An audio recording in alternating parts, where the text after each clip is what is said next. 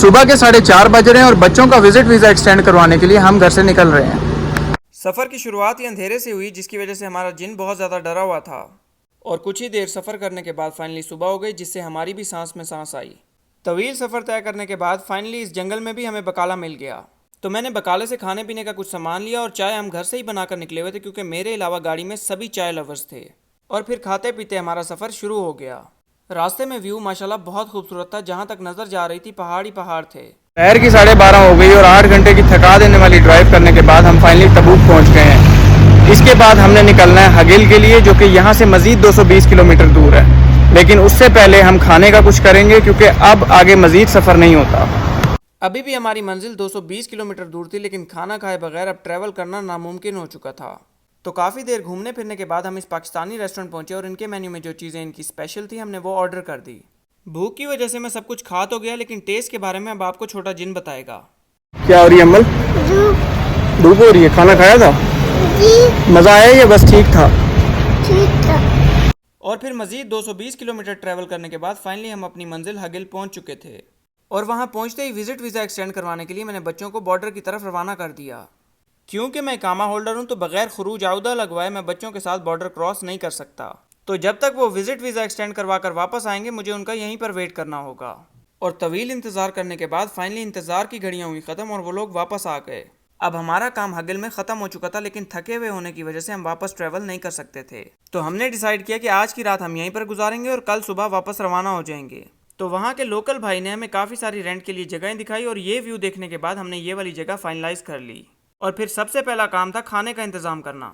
हगिल enter होते ही मेरी नज़र इस पिज़्ज़ा शॉप पर गई और मैंने सोच लिया था कि रात का खाना यहीं से खाऊंगा।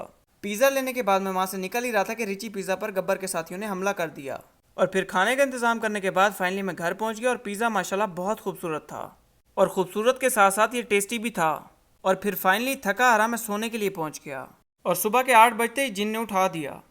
सुबह के बज रहे हैं 8 और मेरा नींद से उठने का बिल्कुल भी मूड नहीं था। कल के सफ़र ने इतना थका दिया कि 12 घंटे सोने के बाद भी मेरी नींद पूरी नहीं हुई। रास्ते में आधे से ज़्यादा रास्ता सिंगल रोड्स हैं जो कि टूटी हुई हैं, खस्ता हालत में। तो मेरा मशवरा आप लोगों को ये है कि 12 घंटे की रफ ड्राइव करने की बजाय आप बस पर आएँ और सेम डे एक्सटेंड करवाने के बाद वापस चले जाएँ। तो अब मैं खाने का इंतज़ाम करने के लिए निकलने लगा हूँ, लेकिन मुझे नहीं लगता कि यहाँ से कुछ मिलने वाला, क्योंकि जब से मैं हगिल एंटर हुआ हूँ मुझे रिची पिज़्ज़ा के अलावा और कुछ भी नहीं दिखा यहाँ पर। तो आए चलें देखते हैं यहाँ से खाने का मिलता क्या है।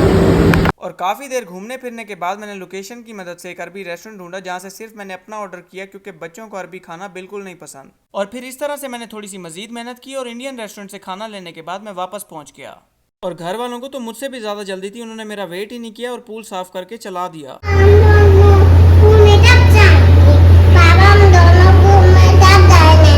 पूल रेडी हो जाए बस पे चलते हैं। जब तक पूल रेडी हो रहा था हम लोग खाना खाने के लिए बैठ गए। यहाँ हगिल में खाने पीने का कोई भी अच्छा ऑप्शन नहीं है, तो मेरा मशवरा आपको यही है, जब भी आएँ खाने पीने का इंतजाम करके आएँ। खाना खाने के बाद मैं रेडी हुआ और जब बाहर पहुंचा तो ये मंजर देखकर मैं हैरान रह गया कि छोटा जिन अकेले एंजॉय कर रहा था। नहीं नहीं नहीं। और छोटे जिन के बार बार बुलाने पर मुझे भी पूल में उतरना पड़ा, जो कि एक बहुत मुश्किल टास्क था, क्योंकि पानी बहुत ठंडा था।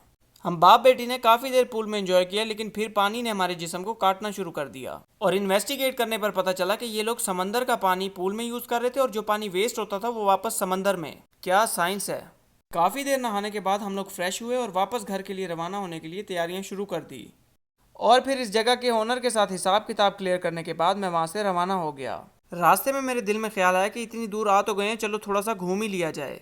तो मैंने बच्चों को लिया और हगिल के पाम गार्डन पहुँच गया। हैरान कुन बात तो ये थी कि दोपहर के 2 बज रहे थे और सूरज भी फुल अरूज पर था, लेकिन गर्मी का नामो निशान नहीं था। आप लोगों में से जो भी हगिल आए तो यहाँ पर ज़रूर आइएगा। सऊदीया में कवे में पहली बार देख रहा था। रास्ते में मैंने बेगम की कुकी और कॉफ़ी वाली ख्वाहिश पूरी की और फिर अपने लिए मोल्टन लावा केक लिया, जिसका लावा तकरीबन सूख चुका था।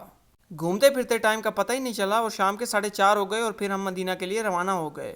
अभी हमने सिर्फ 150 किलोमीटर का ही फासला तय किया था कि शदीद किस्म का सैंड स्टॉर्म आ गया और हमें गाड़ी साइड पर लगाकर इसके रुकने का इंतज़ार करना पड़ा। और कुछ ही देर में रास्ता क्लियर हो गया और हम वहाँ से निकल पड़े। रात की तकरीबन 10 बज चुकी थी और अभी भी बहुत सारा सफ़र तय करना बाकी था, तो हम इस रेस्ट एरिया पर रुके और रेस्ट करने के बाद हम फिर से निकल पड़े। 11 बज चुकी है और मदीना अभी भी 400 किलोमीटर दूर है। मेरा रुकने का बिल्कुल मूड नहीं था, लेकिन बच्चों की वजह से हमें थोड़ी देर रेस्ट एरिया पर रुकना पड़ रहा है। ले तो आए हो, अभी चाहिए बाद में? बाद में।